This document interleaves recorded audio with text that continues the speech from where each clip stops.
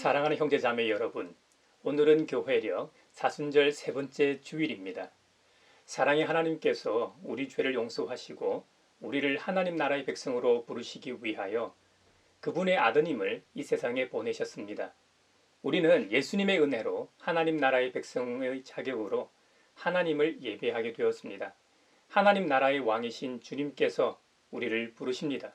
이제 우리의 마음과 뜻을 다하여 영과 진리로 주님의 이름을 찬양하며 예배합시다. 아멘.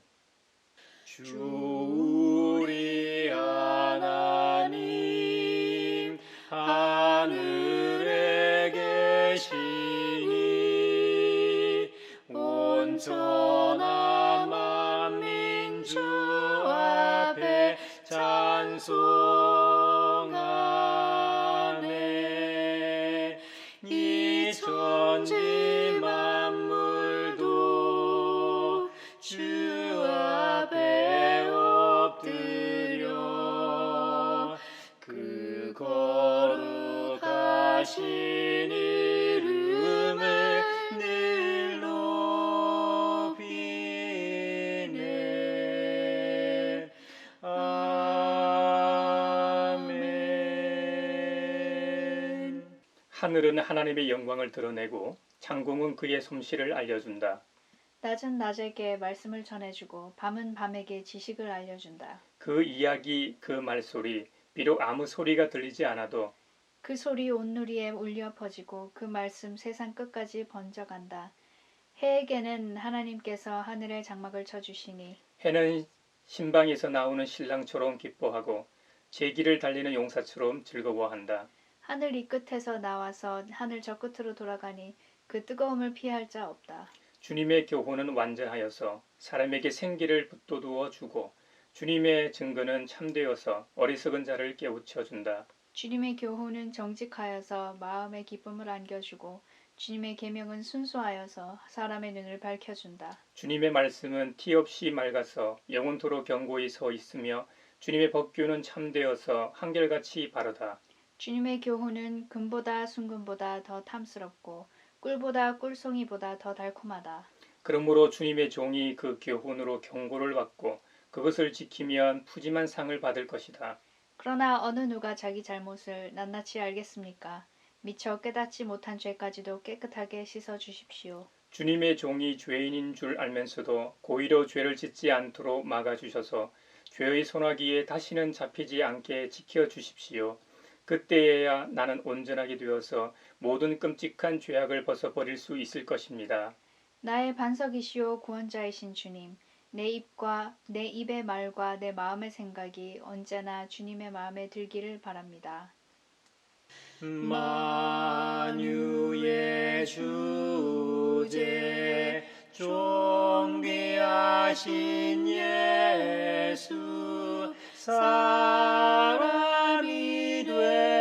되신 하나님 나 사모하여 영원히 섬길 내 영광 되신 주로다.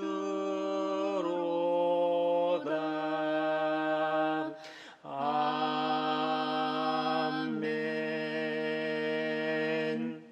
주님 안에서 한 식구 된 형제자매 여러분, 지극히 높으시고 거룩하신 하나님 앞에 겸손히 엎드려 참 마음으로 우리의 죄를 자복하고 회개함으로써 새로운 말씀을 받읍시다. 용서하신다는 말씀을 의지하여 우리 죄를 고백하오니 용서하시는 하나님이시며 은혜로우시며 긍휼히 여기시며 더디 노하시며 인자가 풍부하신 하나님, 우리 죄를 용서하시고 모든 불의에서 우리를 깨끗하게 해주시옵소서. 주여 주 예수여 저를 기억해 주소서. 주여 주 예수여 당신 나라 임하실 때 주여 주 예수여 저를 기억해 주소서. 주여 주 예수여 당신 나라 임하실 때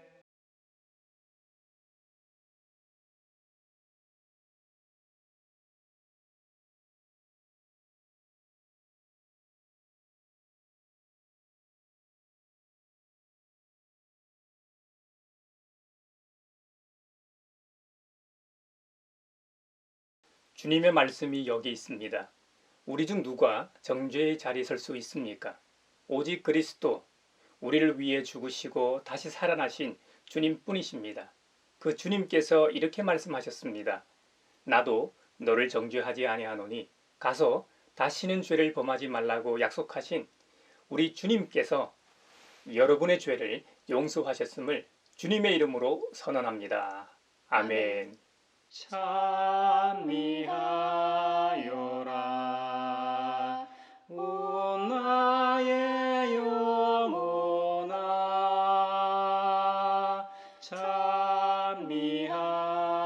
찬미하여라 거룩한 주 이름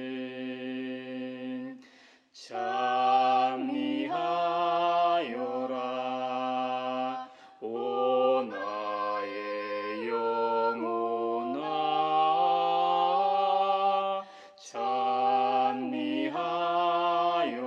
찬미하여라 거룩한 주 이름. 오늘 우리에게 주신 구약의 말씀은 출애굽기 20장 1절에서 17절입니다.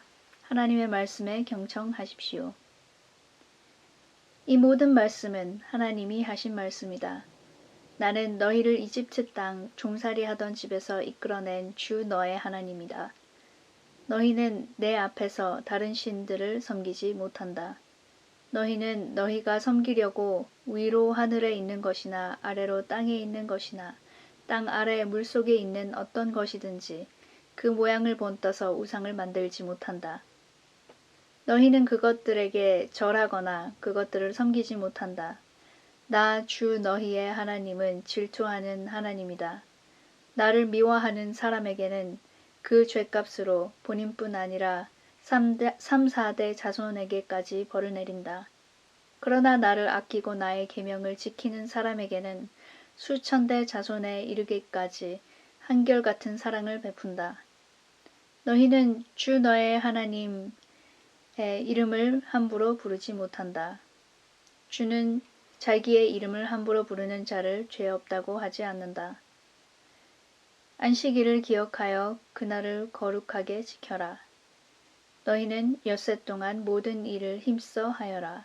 그러나 이렛 날은 주 너희 하나님의 안식일이니 너희는 어떤 일도 해서는 안 된다. 너희나 너희의 아들이나 딸이나 너희의 남종이나 여종만이 아니라 너희 집 짐승이나 너희의 집에 머무르는 나그네라도 일을 해서는 안 된다. 내가 엿새 동안 하늘과 땅과 바다와 그 안에 있는 모든 것을 만들고 이렛 날에는 쉬었기 때문이다. 그러므로 나 주가 안식일을 복주고 그 날을 거룩하게 하였다. 너희 부모를 공경하여라. 그래야 너희는 주 너희 하나님이 너희에게 준 땅에서 오래도록 살 것이다. 살인하지 못한다. 간음하지 못한다. 도둑질하지 못한다. 너희 이웃에게 불리한 거짓 증언을 하지 못한다. 너희 이웃의 집을 탐내지 못한다. 너희 이웃의 아내나 남종이나 여종이나 소나 나귀나 할 것 없이 너희 이웃의 소유는 어떤 것도 탐내지 못한다. 아름답고 귀한 말씀 생명샘이로다. 아름답고 귀한 말씀 생명샘이로다. 오늘 우리에게 주신 서신의 말씀은 고린도전서 1장 18절에서 25절입니다. 하나님의 말씀을 경청하십시오. 십자가의 말씀이 멸망할 자들에게는 어리석은 것이지만 구원을 받는 사람인 우리에게는 하나님의 능력입니다. 성경에 기록하기를 내가 새로운 자들의 지혜를 멸하고 총명한 다시 지혜로운 자들, 새로운 자들 아니고. 갑자기 새로운 10이 있어가지고 헷갈려. 밑에 11도 있으니까 헷갈리지 말고 해라. 오늘 우리에게 주신 서신의 말씀은 고린도전서 1장 18절에서 25절입니다. 하나님의 말씀을 경청하십시오. 십자가의 말씀이 멸망할 자들에게는 어리석은 것이지만 구원을 받는 사람인 우리에게는 하나님의 능력입니다. 성경에 기록하기를 내가 지혜로운 자들의 지혜를 멸하고 총명한 자들의 총명을 패할 것이다 하였습니다. 현자가 어디 있습니까? 학자가 어디에 있습니까? 이 세상의 변론가가 어디에 있습니까? 하나님께서는 이 세상의 지혜를 어리석게 하신 것이 아닙니까? 이 세상은 그 지혜로 하나님을 알지 못하였습니다. 하나님의 지혜가 그렇게 되도록 한 것입니다. 하나님께서는 어리석게 들리는 설교를 통하여 믿는 사람들을 구원하시기를 기뻐하신 것입니다. 유대 사람은 기적을 요구하고 그리스 사람은 지혜를 찾으나 우리는 십자가에 달리신 그리스도를 전합니다.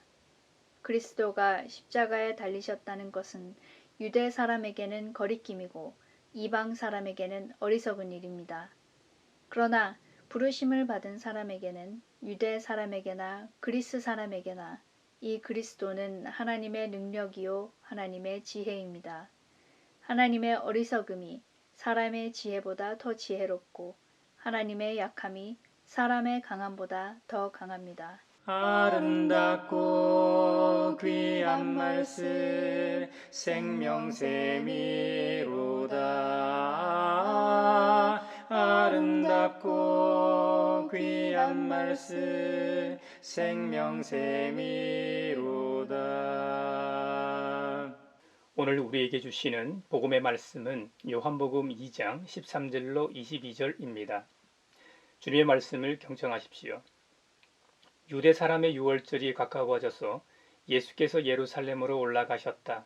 그는 성전 뜰에서 소와 양과 비둘기를 파는 사람들과 돈 바꾸어 주는 사람들이 앉아 있는 것을 보시고 노끈으로 채찍을 만들어 양과 소와 함께 그들을 모두 성전에서 내쫓으시고 돈 바꾸어 주는 사람들의 돈을 쏟아버리시고 상을 둘러 엎으셨다. 비둘기 파는 사람들에게는 이것을 걷어치워라. 내 아버지 집을 장사하는 집으로 만들지 말아라 하고 말씀하셨다. 제자들은 주님의 집을 생각하는 열정이 나를 삼킬 것이다 하고 기록한 성경 말씀을 기억하였다. 유대 사람들이 예수께 물었다. 당신이 이런 일을 하다니 무슨 표징을 우리에게 보여주겠소? 예수께서 그들에게 말씀하셨다. 이 성전을 허물어라. 그러면 내가 사흘 만에 다시 세우겠다. 그러자 유대 사람들이 말하였다. 이 성전을 짓는 데에 46해나 걸렸는데 이것을 사흘 만에 세우겠다고요? 그러나 예수께서 성전이라고 하신 것은 자기 몸을 두고 하신 말씀이었다. 제자들은 예수께서 죽은 사람들 가운데서 살아나신 뒤에야 그가 말씀하신 것을 기억하고서 성경 말씀과 예수께서 하신 말씀을 믿게 되었다. 이것은 주님의 말씀입니다. 하나님 감사합니다. 아름답고 귀한 말씀 생명샘이로다.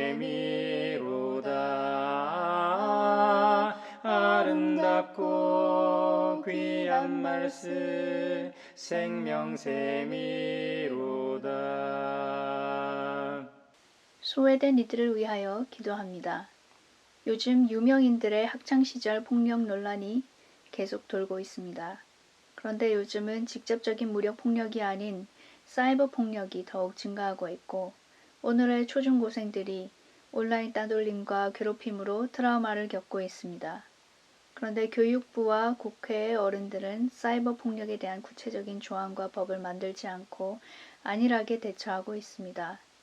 지금도 피해를 겪고 있는 아이들과 돕지 못해 안타까워하는 부모들을 위로하고 보호하여 주시고 가해자들은 어른들의 올바른 지도로 잘못을 깨닫고 뉘우치게 하시며 우리 사회와 학교가 모두에게 안전한 배움의 장소가 되게 하소서.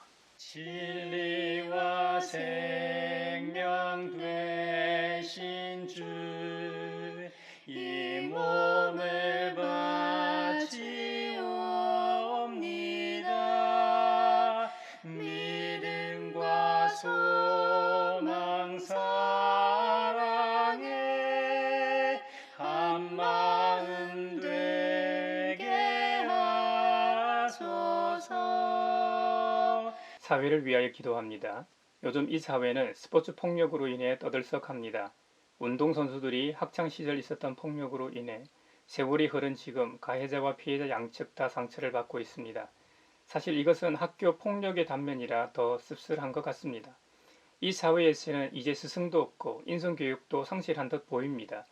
사실 어느 폭력도 역시 교육을 받는 학창시절 형성되어야 하는데 학력 제일주의의 우산 아래에선 불가능한 것 같습니다. 이럴 때 기독교 학교나 대안학교들이 영향력을 끼쳐야 하는데 기독교 정신으로 설립된 학교에서도 별반 다르지 않는 것 같아 죄송한 마음입니다. 지혜의 성령님께서 임하시어 자라나는 학생들이 바른 교육을 받을 수 있도록 모든 환경과 여건들을 조성하여 주옵소서.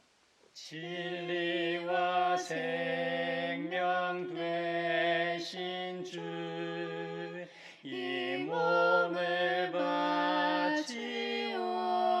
바치옵니다. 믿음과 소망 사랑에 한마음 되게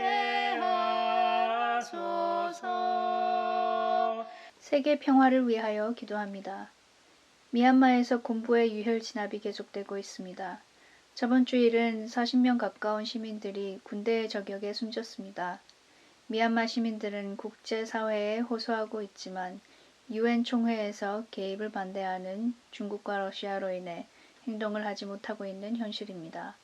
미얀마 군부의 무력 진압을 막아주시고 미얀마의 올바른 정치 사회 제도가 형성되게 하소서. 국제사회가 자국의 이득을 챙기기보다 개인과 나라의 인권을 우선시하여 부정의에 맞서 협력하게 하소서.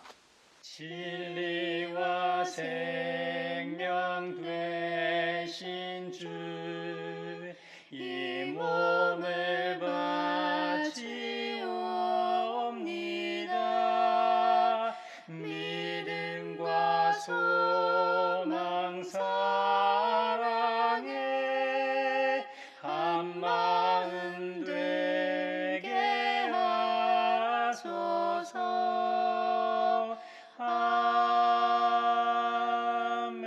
아멘.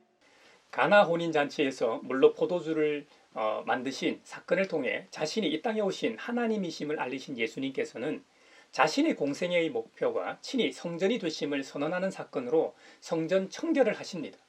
이 성전 청결 사건이 공생애 후반에 위치한 공간 복음에 비해 요한복음에서 초반에 기록된 이유는 시간적 역사성보다는 신학적인 목적에 초점을 맞추고 있기 때문인데요. 신학적인 목적으로서 두 가지를 생각해 볼 수 있습니다. 하나는 의도적으로 예수님께서 성전을 청결하신 사건의 이 시간적인 배경을 그 옛날 그들의 조상들을 이집트로부터 구원해 내신 유월절 사건과 연결시키고 있다는 겁니다. 13절입니다. 유대 사람의 유월절이 가까워져서 예수님께서 예루살렘으로 올라가셨다.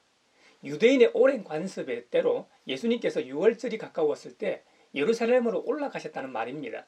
그리고 그 성전 뜰에서 장사하는 사람들을 목격하고 성전을 청결하게 하셨다는 겁니다. 또 다른 하나는 예수님의 공생애의 목표가 성전 회복임을 드러내고자 한다는 사실입니다. 16절입니다. 비둘기 파는 사람들에게는 이것을 걷어치우라.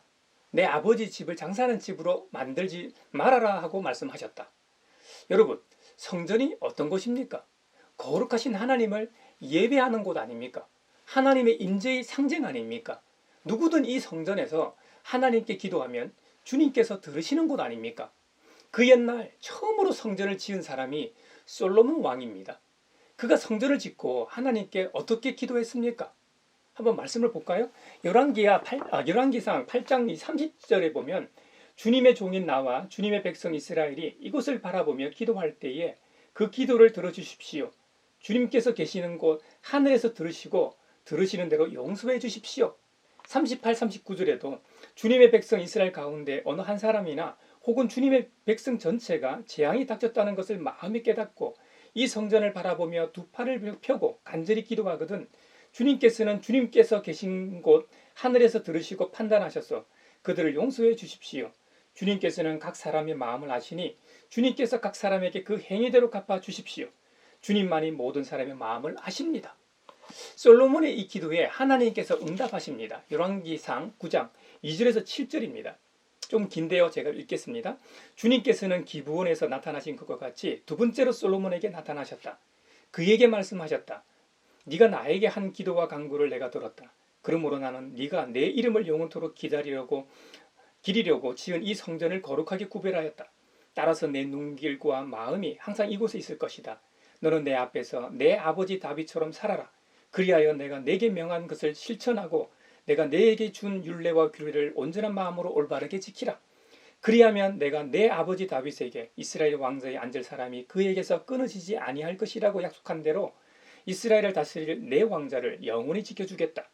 그러나 너와 내 자손이 나를 따르지 아니하고 등을 돌리거나 내가 내게 일러준 내 계명과 율례를 지키지 아니하고 곁길로 나아가서 다른 신들을 섬겨 그들을 숭배하면 나는 내가 준 그 땅에서 이스라엘을 끊어버릴 것이고 내 이름을 기리도록 거룩하게 구별한 성전을 외면하겠다.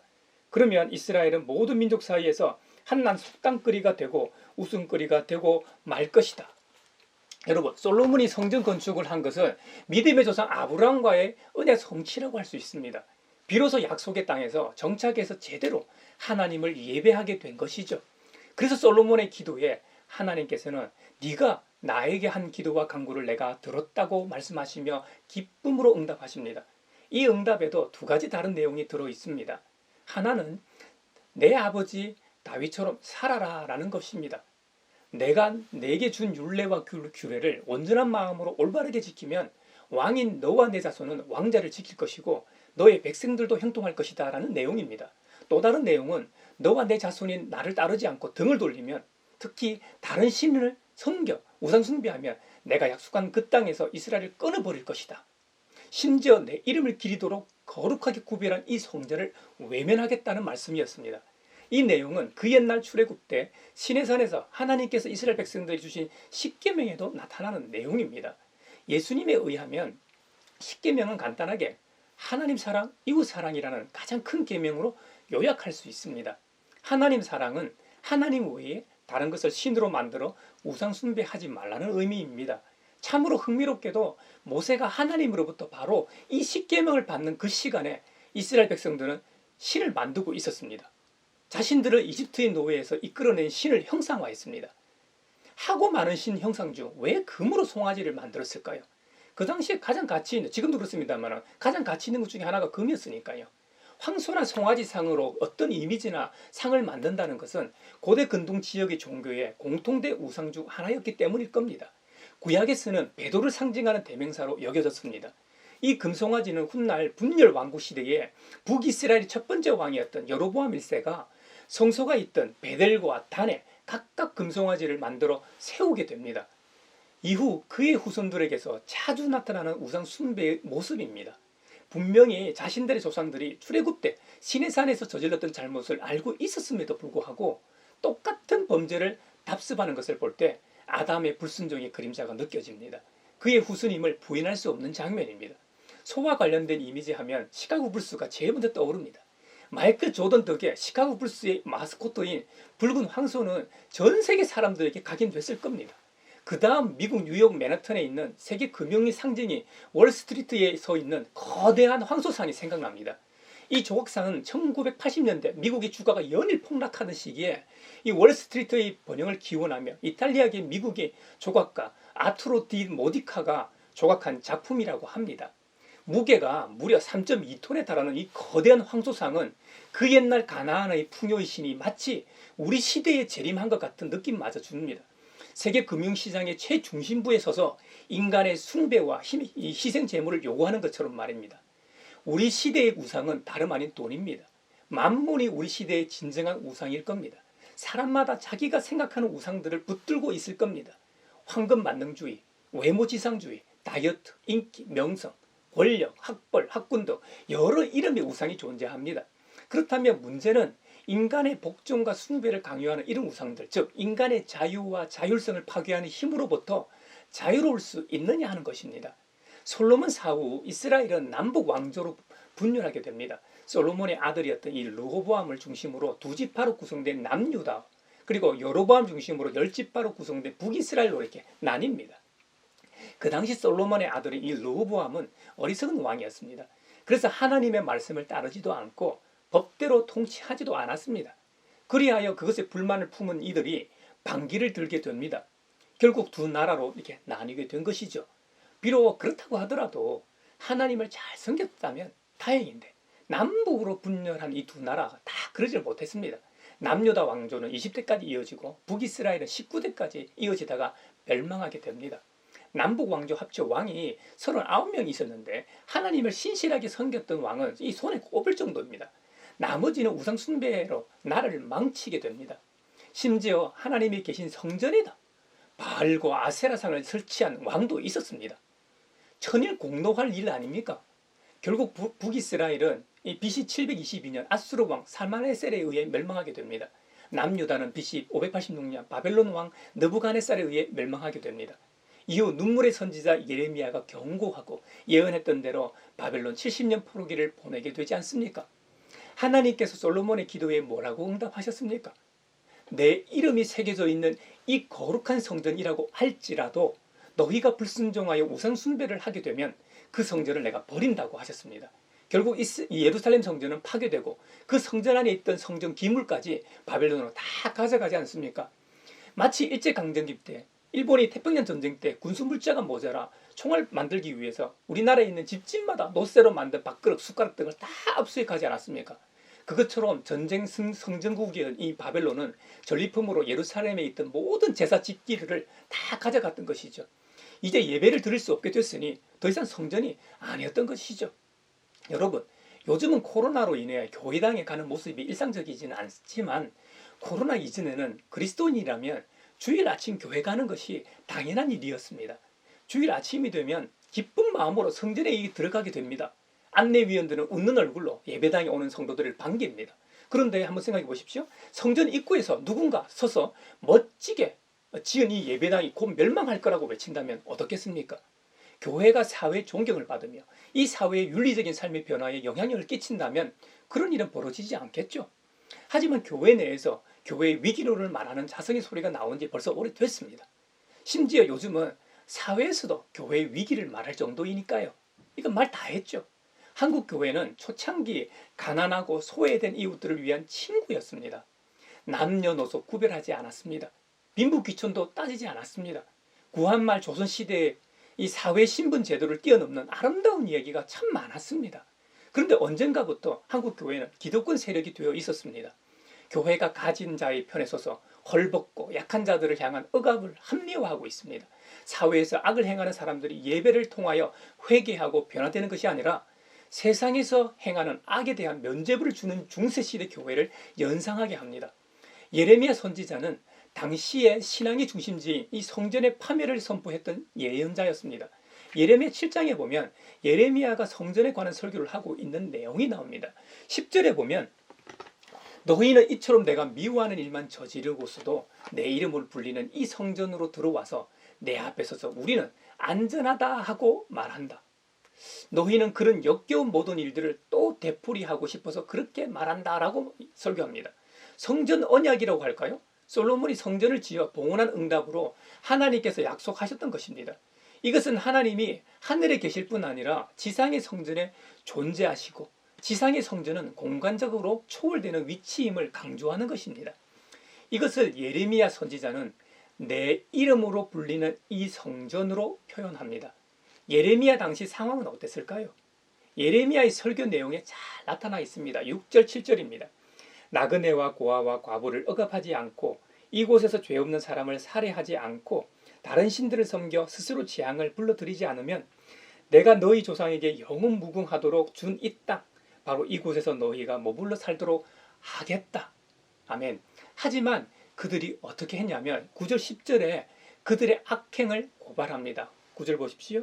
너희는 모두 도둑질을 하고 사람을 죽이고 음행을 하고 거짓으로 맹세를 하고 바알에게 분향을 하고 너희가 알지 못하는 다른 신들을 섬긴다. 너희는 이처럼 내가 미워하는 일만 저지르고서도 내 이름으로 불리는 이 성전으로 들어와서 내 앞에 서서 우리는 안전하다 하고 말한다. 너희는 그런 역겨운 모든 일들을 또 되풀이하고 싶어서 그렇게 말한다. 그들의 범죄는 윤리적인 죄악과 우상 숭배의 죄악으로 나타났습니다. 하나님께서는 십계명에서 하나님 사랑, 이웃 사랑의 원리로 강조하셨는데요. 5계명부터 10계명까지는 모두 이웃 사랑에 관한 규칙입니다. 부모를 공경하는 것, 살인하지 말라, 간음하지 말라, 도둑질하지 말라는 것, 거짓 증언하지 말라는, 그리고 이웃의 것을 탐내지 말라는 것들입니다. 이웃 사랑의 순리는 하늘의 뜻입니다. 이런 내용들은 꼭 기독교인이 아니더라도 인간의 도리지요, 효에 관한 것, 생명 존중, 약자에 대한 배려, 정직, 탐심에 관한 내용들은 사람이 이 세상을 살아가면서 행해야 하는 순리라는 것이죠. 예수님을 믿지 않는 사람들도 따라야 하는 하늘의 이치요 순리일진데, 하물며 하나님의 백성들인 우리는 얼마나 더 잘 지켜야겠습니까? 예레미야 당시 그들이 행하는 곳이 어디입니까? 이 믿음의 조상 아브라함과 언약을 세운 약속의 땅입니다. 이것은 단순히 하나님을 예배하는 성전만을 지칭하지 않고 삶의 예배가 있는 그들의 생활 공간 전체를 의미합니다. 그러므로 조상들에게 약속한 땅, 가나안 땅 전체를 의미한다고 할 수도 있을 겁니다. 여러분, 아무리 악한 사람이라고 해도 교회에서 뭔가 나쁜 짓을 할 때는 양심의 가책을 받는다고 합니다. 제가 예전에 전도할 때 많이 들었던 소리가 술을 많이 마시는데 교회를 어떻게 나가냐고 하는 말이었습니다. 사람들에게 술 냄새를 풍겨서 눈치 보인다는 의미도 있지만 눈에 보이지는 않아도 하나님께 죄송해서 못 나가겠다는 뜻이었습니다. 교회에 해당하는 것이 옛날 성전입니다. 하나님께서 성전을 떠나시는 장면을 예레미야 애가에서는 딸 시온의 모든 영광이 떠나간다고 묘사합니다. 솔로몬 성전을 봉헌한 후 하나님의 임재의 상징으로 영광이 성전에 가득함이었다고 기록했습니다. 영광의 임재는 출애굽 당시 광야에서도 구름 속에서 나타났던 그 영광입니다. 그 영광이 떠나갔다는 것은 하나님의 임재의 상실을 의미합니다. 살아계신 하나님, 함께 하시는 임마누엘의 하나님께서 떠나가셨다는 것을 의미합니다. 그런데 에스겔서 43장에는 떠나갔던 하나님의 영광이 다시 돌아오심을 예언적으로 보여줍니다. 우리에게 있어 그 떠나갔던 그 영광이 돌아온 그 영광은 예수님께서 이 땅에 오신 것과 다시 오실 사건일 겁니다. 예수님의 죽음과 부활로 인하여 발생한 교회 공동체는 AD 70년까지만 해도 유대교의 다양한 종파 중에 하나 정도였습니다. 계속되던 유대 전쟁의 결과 이 예루살렘 성전이 멸망하게 됩니다. 성전에서 이루어지는 제사 제도를 통하여 권위를 유지하던 이 사두개파가 영원히 사라지게 됩니다. 성전 없는 종교의 한 형태인 이 토라 중심의 종교를 강조하는 바리새파의 형태도 랍비 유대교가 시작되는 분기점이기도 했습니다. AD 70년경에 쓰여지기 시작한 이 복음서에 나타난 성전에 관한 주제는 기독교 공동체의 새로운 정체성의 확립과 관계가 있습니다. 성전 정화의 이 평행 본문이 마가복음에는 예수님께서 성전에 관한 세 가지 내용을 말씀하십니다. 첫째는 성전을 강도의 소굴로 표현하십니다. 둘째는 성전 안에 들어오는 사람들을 유대인이 아니라 만민이라고 표현합니다. 셋째는 성전의 특징을 기도하는 집으로 정의하십니다. 먼저 강도의 소굴로 만든다는 말씀은 예레미야 시대와 대동소이한 내용일 겁니다. 예레미야 당시 사람들은 윤리적 악행을 저지르고 우상 숭배를 해놓고 제사에 참여한 것으로 자신의 죄가 씻음을 받았다고 생각했던 것처럼 예수님 당시에도 성전은 안전한 장소로 여겨졌습니다. 그래서 수많은 사람들이 절기가 되면 각지에서 예루살렘으로 몰려들었습니다. 먼 곳에서 재물을 가지고 오기 힘든 사람들은 돈으로 예루살렘의 현지에서 재물을 살 수 있었습니다. 구조상 재물을 살려면 성전에서만 통용되는 화폐가 있었는데 그 화폐로 환전을 해야만 제사를 드릴 수 있는 재물을 살 수 있었던 것이죠. 그래서 성전뜰에는 돈 바꾸는 사람들, 양과 소, 비둘기 파는 사람들이 많았던 것이죠. 목 좋은 곳에서 장사하기 위해 이 뒷돈이 얼마나 오고 갔겠습니까? 그래서 예수님께서 강도의 소굴이라고 표현하셨던 것입니다. 둘째로 성전과 만민에 대한 말씀은 이사야 56장 6, 7절을 인용하신 구절입니다.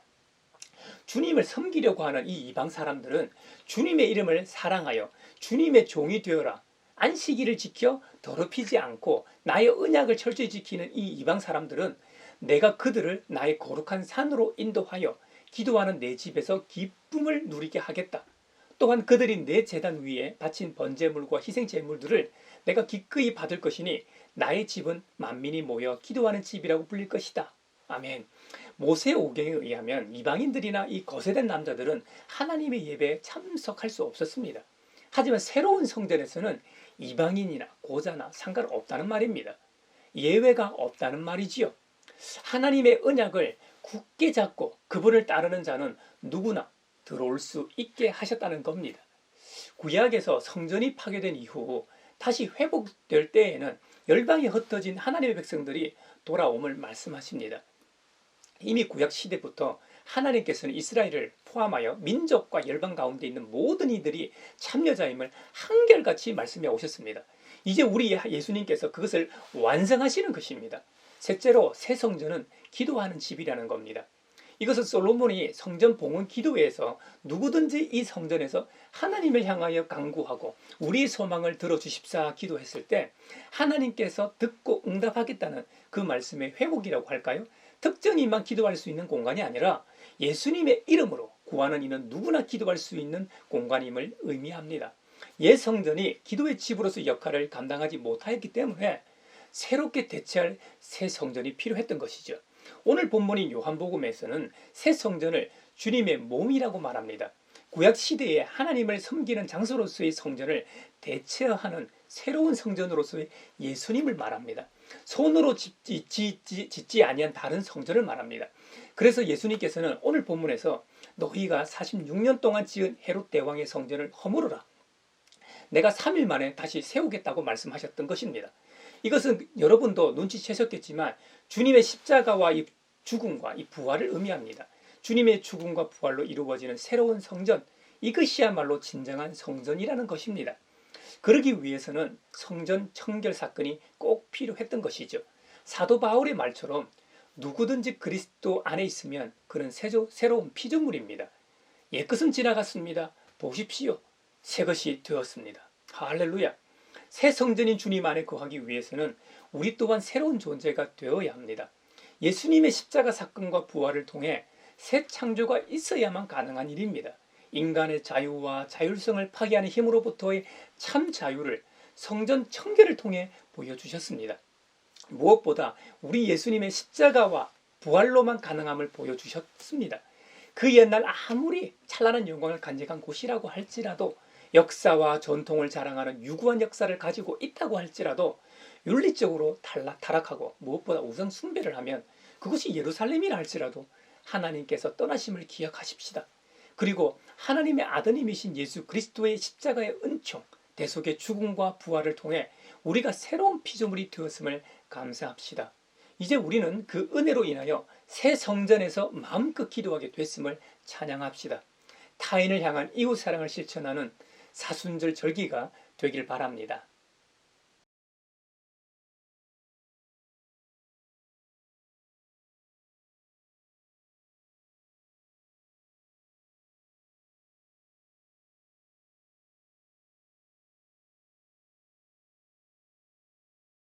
나의 하나님 받으소서. 주께 드리는 이 예물을 소리 높여 감사로 주께 드리네. 아멘. 여기에 모인 우리는 우리의 믿음의 역사와 사랑의 수고와 우리 구주 예수 그리스도에 대한 소망의 인내를 여기 연보에 담아 올려드립니다. 주님께서 말씀하신 대로 인색함으로나 억지로 하지 않고 두려움 앞에서도 희망이 사라진 때에도 영원한 언약임을 믿게 하신 은혜에 감사하여 각각 그 마음에 정한 대로 즐거운 마음으로 바치오니 향기로운 예물이 되게 하소서. 은혜의 주님, 우리의 정성을 어여삐 여기시어 주님께서 베푸신 은혜에 비하면 보잘것없지만 말씀하신 대로 미리 구별하여 드려오니 기쁘게 받으시옵소서. 우리의 가진 것이 비록 적어도 바치는 기쁨은 더 커지고 버는 것이 적어도 나누는 즐거움은 더욱 넘쳐 우리 믿음의 소문이 각처에 퍼지게 하소서. 우리 주 예수 그리스도의 이름으로 감사하며 기도하옵나이다. 아멘. 바다 같은 주의 사랑 내 맘속에 넘치네. 생명의 주 우릴 위해 보혈을 흘려주셨네. 영원하신 주의 사랑 어찌 우리 잊으리. 생명 주신 주님만을 영원히 찬양하리. 평화의 인사를 나누겠습니다. 주님의 주님의 평화를 평화를 빕니다. 주님의 평화가 여러분과 함께 하시기를 기원합니다. 이제 축도하겠습니다. 하나님 나라의 백성으로 부르신 아버지 하나님께서 여러분에게 복의 복을 내려주셔서 언제 어디서나 여러분을 지키시기를 원하며 주님께서 그분의 인자한 얼굴을 여러분에게 비추사 필요에 따라 물질과 건강과 은혜 베푸시기를 원하며 주님께서 여러분에게 그리고 여러분의 가정과 하는 일과 자녀들에게 함께 하시길 원하며 그리고 주님의 몸된 하나의 거룩하고 보편적인 사도적인 모든 교회와 코로나 종식을 바라는 이 나라와 세계 그리고 사순절 세 번째 주간 동안 평강 주시기를 성부와 성자와 성령의 이름으로 축원하옵나이다. 아멘.